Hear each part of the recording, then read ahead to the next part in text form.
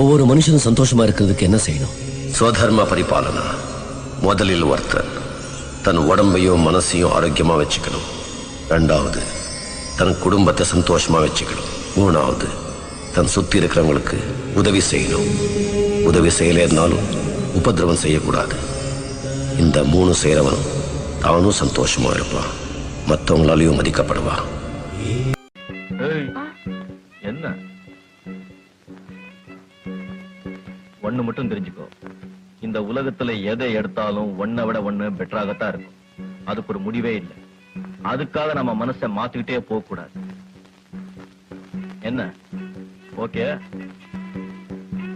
ஆரம்பத்துல காதலுக்கு இருக்கிற வசீகரம் கடைசி வரைக்கும் இருக்குமா? இருக்காது. இளமை இருக்கிற வரைக்கும் தான் காதல். தகுந்த மாதிரி உழைஞ்சு கொடுக்கிற சாதாரண மனுஷன் ஆண்டவன் என்ன படைக்கல. உள்ளத்து உணர்ச்சிகள் எல்லாம் மறைச்சுக்கிட்டு சந்தர்ப்பத்துக்கு தகுந்த மாதிரி நடிக்க எனக்கு தெரியும். உன் நிலைமையை மாத்திட்டு நான் மட்டும் நானாவே வாழ்ந்துட்டு இருக்கேன். என்ன எனக்கு வேற வேலை தெரியாது. பார்பர். இது வரைக்கும் நடந்ததுக்கெல்லாம் வைக்கப்படாம இப்போ நீ இப்படி சொல்ற. மாமா, உனக்கு எப்பவுமே உன்னை விட உன் பெட்டரா தெரியும்.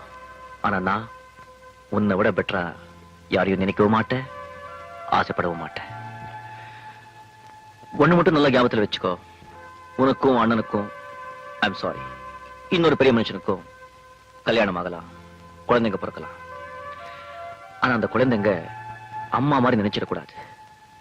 அதாவது அம்மா ஒரு காலத்துல வேலைக்காரியா இருந்தா அப்படின்னு நினைச்சு உன்னை வெறுத்திடக்கூடாது.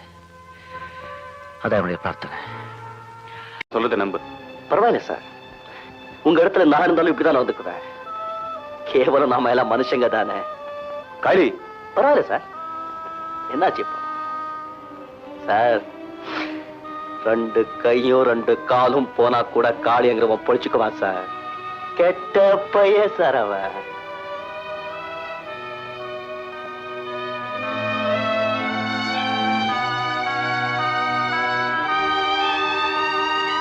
சந்தோஷம் சார், ரொம்ப சந்தோஷம். நீ ராமங்கிறது சரிதான். ஆனா அவங்க லட்சுமணங்க இல்லையே, அவங்க ராவணனுங்க. 5 வயசு வரைக்கும் தான் அண்ணன் தம்பி. 10 வயசாயிட்டா பங்காளிங்கிறது உனக்கு புரியாம போயிடுச்சு.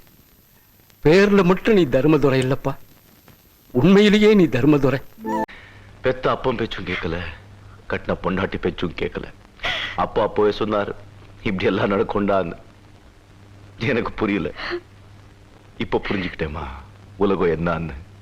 என் பெத்த தாய்க்காக நான் கஷ்டப்பட்டா அது நியாயம். வர வர நீங்க பெரிய ஞானியை போல பேசுறீங்க.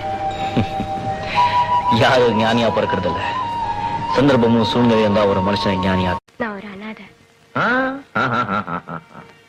பாமா, ஒருத்தர் கிட்ட எக்கச்சக்கமா பணம் இருக்கலாம், ஆனா அவங்களுக்கு அன்பு காட்ட ஆள் இல்லைன்னா அவங்கதான் அனாதை.